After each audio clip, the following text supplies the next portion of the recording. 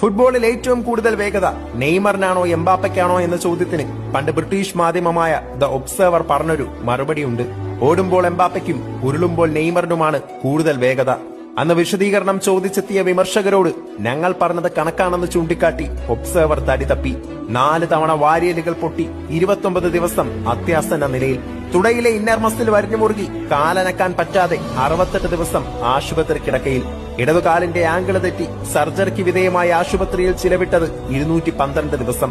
ഒടുവിലിപ്പോൾ കാൽമുട്ടിലെ ലിഗമെന്റിലുണ്ടായ പൊട്ടല് കാരണം ഗ്രൗണ്ടിനോട് വിട പറയേണ്ടത് 194 ദിവസം.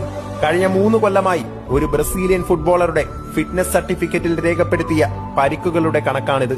എന്തിനേയും ഒരു വശം നോക്കി മാത്രം വിലയിരുത്തുന്ന മാധ്യമങ്ങൾ ഒരുപക്ഷെ ഈ കണക്കുകൾ കണ്ടില്ലായിരിക്കാം. എന്നാൽ കളിക്കളത്തിൽ അദ്ദേഹം എന്തായിരുന്നു എന്നറിയാൻ ചരിത്രം ഒന്ന് ചികഞ്ഞു നോക്കിയാൽ മതി.